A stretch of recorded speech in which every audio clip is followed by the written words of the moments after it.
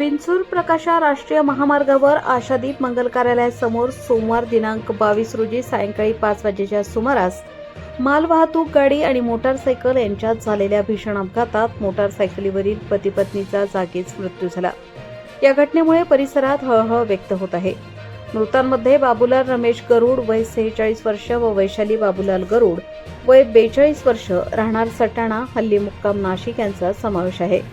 देवळा पोलिसांकडून मिळालेल्या माहितीनुसार बाबूलाल गरुड हे पत्नी वैशाली यांच्यासह मोटारसायकल MH41 BC 6063 वरून प्रवास करीत असताना रामेश्वर फाट्यानजीक आशादीप मंगल कार्यालयासमोर मालवाहतूक गाडी MH18 BZ 2735 आणि त्यांच्या दुचाकीची जोरदार धडक झाली। अपघात इतका भीषण होता की बाबूलाल गरुड यांचा अतिरक्तस्रावामुळे तर वैशाली गरुड यांच्या डोक्याला गंभीर दुखापत झाल्याने दोघांचाही जागीच मृत्यू झाला। घटनेची माहिती मिळताच सहाय्यक पोलीस निरीक्षक नंदा पाटील, पोलीस कॉन्स्टेबल दिलीप सोनवणे व श्रावण शिंदे यांनी तात्काळ घटनास्थळी धाव घेत पंचनामा केला। त्यानंतर मृतदेह देवळा ग्रामीण रुग्णालयात शवविच्छेदनासाठी पाठवण्यात आले।